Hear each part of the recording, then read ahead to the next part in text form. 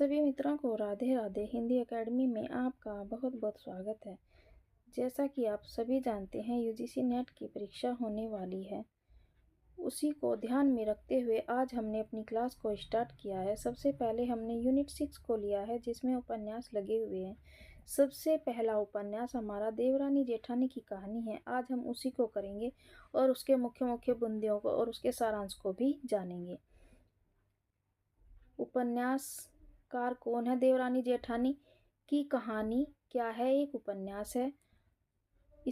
इसके लेखक कौन है? पंडित गौरीदत्त शर्मा हैं।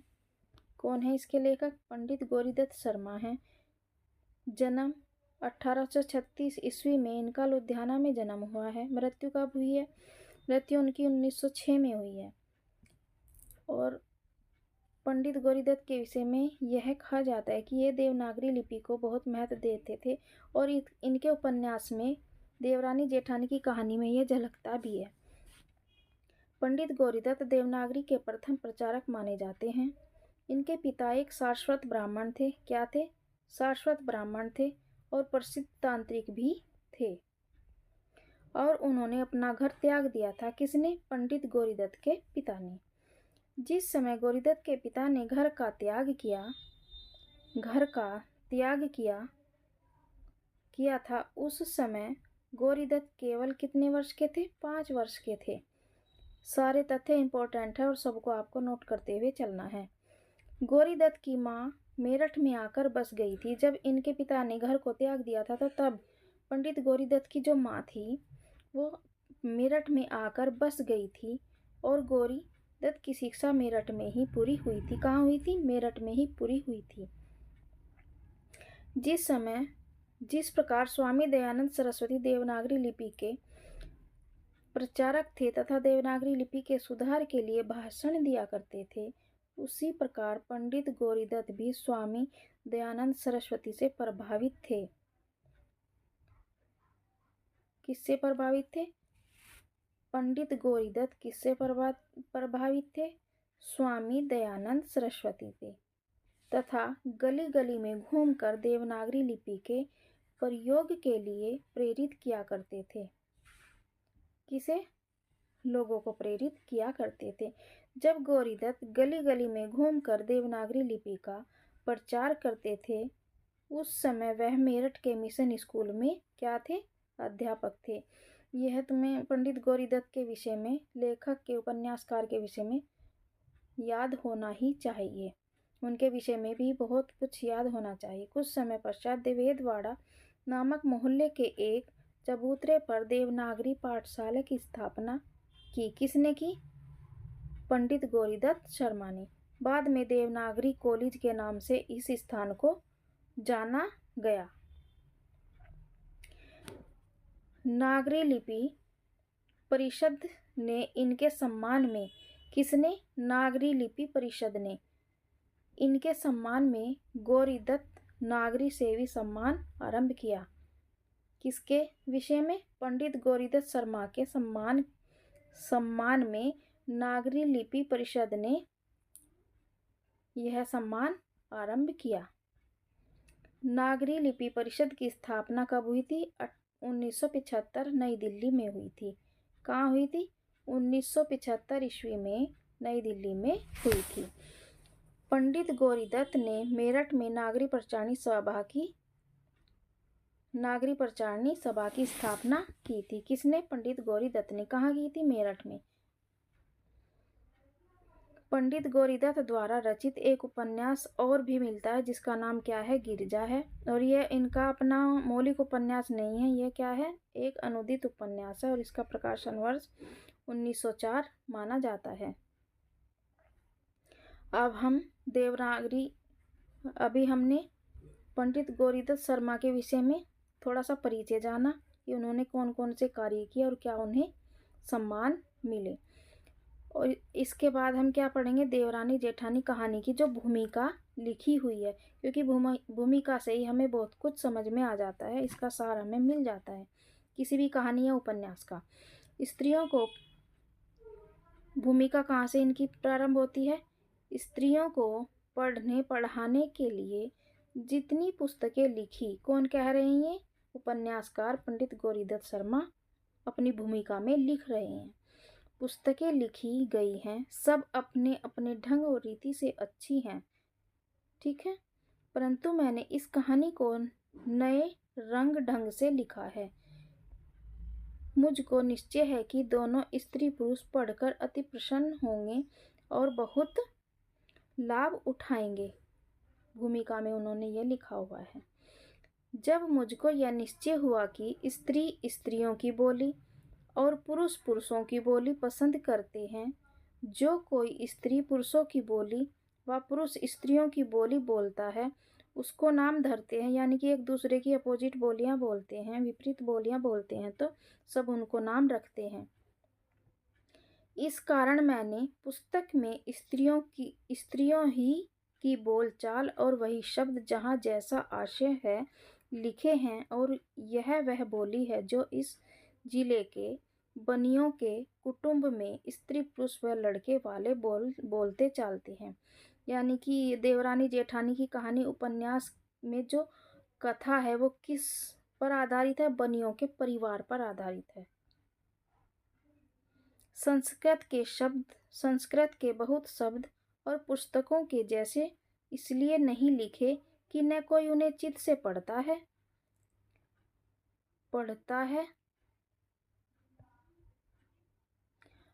और न सुनता है, यानी कि साधारण बोलचाल की भाषा को ही मैंने लिया है।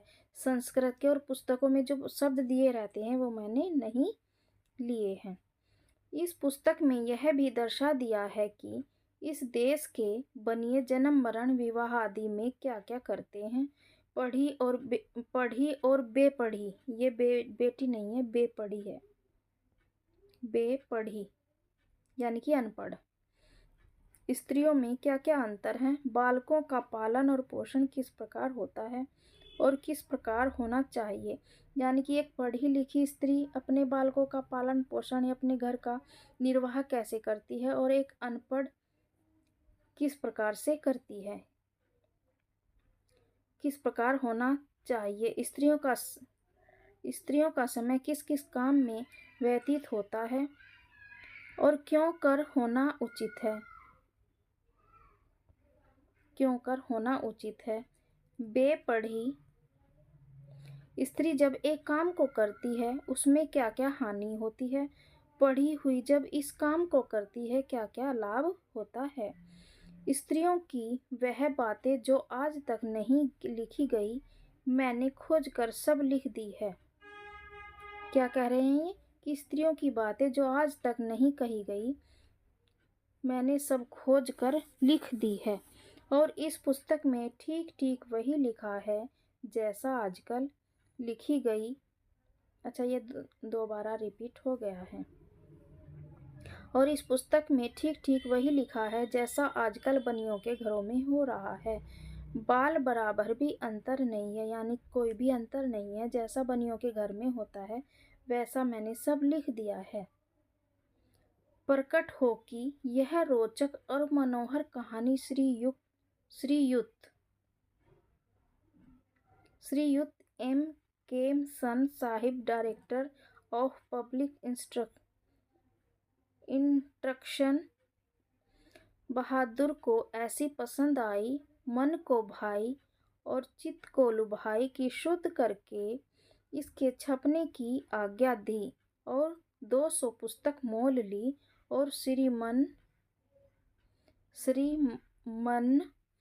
महाराजाधिराज पश्चिम देशाधिकारी श्रीयुत लेफ्टिनेंट गवर्नर बहादुर के यहाँ से चिट्ठी नंबर 2672 लिखी हुई 24 जून सन 1870 के अनुसार इस पुस्तक के कर्ता पंडित गौरीदत्त को 100 रुपये इनाम मिले।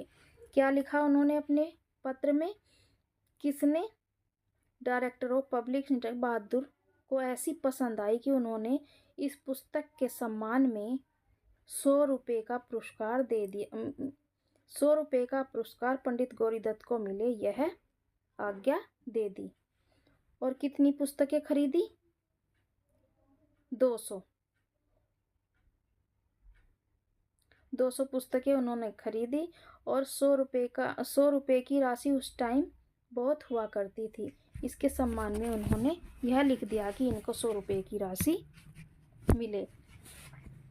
अब जहाँ से ये पुस्तक शुरू होती है, दया उनकी मुझ पर अधिक वित्त से, जो मेरी कहानी पढ़े चित्त से। किसने कहा है? ये पंडित गौरीदत्त शर्मा ने कहा है कि उनकी दया मुझ पर वित्त से भी यानी कि धन से भी ज़्यादा होगी, जो मेरी कहानी को मन लगाकर पढ़ेगा। रही भूल मुझसे जो इसमें कहीं बना, अपनी पुस्तक में लेवे वही, यानी कि इसमें मुझसे जो कुछ भी भूल हो गई हो वो अपने अनुसार इसमें जोड़ घटा कर सकता है। दया से, कृपा से, क्षमा रीति से, छिपावे बुरों को भले प्रीति से, यानी कि प्रेम से इसमें जो भी कमी त्रुटि रह गई हो उसको छिपा ले। पंडित गौरीदत्त शर्मा ने ये लिखा है। अब हम पहले हमने क्या पढ़ा? सबसे पहले हमने पंडित गौरीदत्त के विषय में पढ़ा, उनके परिचय किया। उसके बाद हमने भूमिका पढ़ी पुस्तक की, क्योंकि पुस्तक की भूमिका से ही हमें बहुत कुछ समझ में आ गया कि किस कहानी का विषय क्या है। अब हम क्या पढ़ेंगे? देवरानी जेठानी की कहानी उपन्यास के मुख्य बिंदु। सबसे पहले यह उपन्यास मेरठ की एक लिथो प्रेस छापाखाना AGI कहाँ में लिथो पद्धति द्वारा प्रकाशित हुआ था। ठीक है, यह एक 35 पृष्ठों का उपन्यास है। कितने पृष्ठों का? 35। और इसमें कितने भाग हैं? इसमें 2 भाग हैं। भाग कितने हैं? भाग 2 हैं। 2 भाग हैं इसमें। प्रारंभ में इसकी लगभग 500 प्रतियां प्रकाशित हुई। कितनी? प्रारंभ में स्टार्टिंग में 500 प्रतियां प्रकाशित हुई थी। इसकी एक प्रति अब भी नेशनल लाइब्रेरी कोलकाता में सुरक्षित रखी हुई है। कहाँ पर रखी हुई है? कोलकाता में सुरक्षित रखी हुई है। कोलकाता नेशनल लाइब्रेरी कोलकाता में सुरक्षित रखी हुई। इस उपन्यास को हिंदी का प्रथम उपन्यास मानने वाले, ये सारे ही मोस्ट इम्पोर्टेंट तथ्य हैं। लेकिन देवरानी जेठानी को हिंदी का प्रथम उपन्यास किसने माना है? डॉक्टर गोपाल राय जी ने माना है। किसने माना है? डॉक्टर गोपाल राय जी ने माना है। और सर्वसम्मति से किसको माना जाता है? परीक्षा गुरु को माना जाता है, जो लाला श्रीनिवास दास का है, और आचार्य रामचंद्र शुक्ल ने भी उसी को माना है। यह उपन्यास तत्कालीन समाज की स्थिति को बहुत करीब से दिखाता है। तत्कालीन समाज की एक सामाजिक उपन्यास है और किस जाति पर आधारित, किस समाज पर आधारित है? बनिया समाज पर। यह उपन्यास पुनर्जागरण की चेतना से जुड़ा हुआ है। यह पुनर्जागरण काल का ही समय था जब समाज में व्याप्त सबसे बड़ी समस्या नारी की दयनीय स्थिति, नारी के प्रति समाज का दृष्टिकोण, मध्यम वर्गीय परिवारों में नारी की स्थिति इस उपन्यास में स्पष्ट रूप से देख सकते हैं। इसके साथ ही धीरे धीरे इसमें सुधार भी दिखाई देता है। अब सारांश के माध्यम से मुख्य बिंदु इसके पढ़ते हैं उपन्यास के। उपन्यास का आरंभ एक बनिया परिवार से होता है। किससे होता है? बनिया परिवार से होता है, जिसकी एक दुकान है, जो मेरठ के निवासी हैं। परिवार के मुखिया का नाम सर्वसुख लाल है। परिवार के मुखिया का क्या नाम है? सर्वसुख लाल है, जो एक बनिया है, जिसकी एक दुकान है, जिसके 4 संतानें हैं, 2 पुत्र और 2 पुत्रियां। कितने? 2 पुत्र और 2 पुत्रियां। बड़े पुत्र का नाम क्या है? बड़े पुत्र का नाम दौलत राम है और उसकी पत्नी का नाम क्या है? ज्ञानो है, जो अनपढ़ है और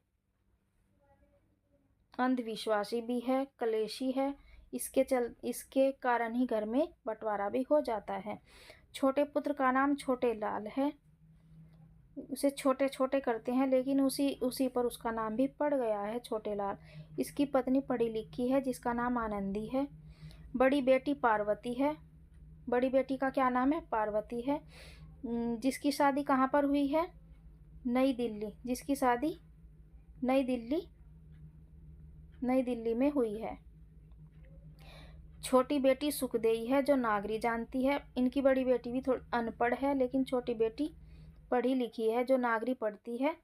और इसकी शादी कहाँ हुई है? इसकी शादी हुई है वंशीधर कबाड़ी के यहाँ। कहाँ पर? हापुड़ में। ये बहुत याद रखने वाले तथ्य हैं।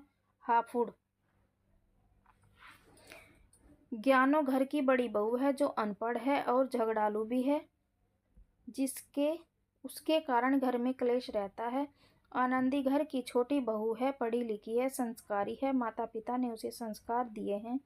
एक अच्छे और सभ्य परिवार से है, घर से नागरी पढ़कर आई है। सॉरी।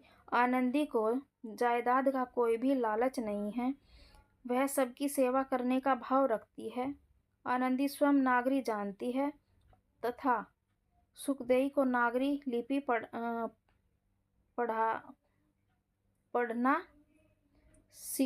पढ़ाती है। यानी कि किसको? सुखदेई को। अपनी छोटी ननंद को क्या पढ़ाती है? नागरी पढ़ाती है। छोटी बहू आनंदी नए विचारों वाली है और जब उसके मामा की बेटी 9 वर्ष की आयु में विधवा हो जाती है, तब वह समाज के विरुद्ध जाकर अपने मामा की बेटी का विवाह कराती है। उसके मामा की बेटी का जो पति था वो पतंग उड़ाते हुए छत से गिरकर क्या हो गया था? मर गया था। जो इनकी छोटी बहू आनंदी है वो घर को बहुत अच्छे से सलीके से रखती है, साफ सुथरा रखती है, कलेशी नहीं है, बिल्कुल आनंद के साथ अपने घर में रहती है। अपनी सास ससुर की सेवा भी करती है, ननंद को पढ़ाती भी है, नागरी पढ़कर आई है, सभ्य परिवार से है और नए जागरूक विचारों वाली है, जागरूक है और अपने सिलाई कढ़ाई बुनाई सब जानती है। लेकिन इनकी जो बड़ी बहू है अनपढ़ है, अंधविश्वासी है। जब उसके बेटे को चोट लग जाती है तो वो झड़वाने के लिए जाती है, न कि दवाई दिलवाने के लिए। तो इस प्रकार इस उपन्यास में अनपढ़ और पढ़ी लिखी स्त्रियों का घर निर्वाह, अपने बच्चों का पालन पोषण किस तरह होता है, घर को कैसे साज सज्जा से कैसे सुरक्षित रखा जाता है, कैसे परिवार को चलाया जाता है, कैसे बड़ों का दिल जीता जाता है, यह सब इस नाटक में इस उपन्यास में दिखाया गया है। इसके मुख्य पात्र हैं, उपन्यास के मुख्य पात्र हैं सर्वसुख लाल जो एक बनिया है, दौलत राम इनका बड़ा बेटा है, छोटे लाल इनका छोटा बेटा है, ज्ञानो बड़ी बहू है, आनंदी छोटी बहू है, नन्हे इनका पोता है, मोहन भी इनका पोता है, मूलिया पोती है, कन्हैया भी पोता है, पार्वती इनकी बड़ी बेटी है, सुखदेई इनकी छोटी बेटी है जो हापुड़ में जिसका मंगनी हुई है और बाद में शादी भी हो जाती है। मिश्रानी है, तहसीलदार आनंदी के पिता है, वंशीधर कबाड़ी सुखदेई के क्या हैं?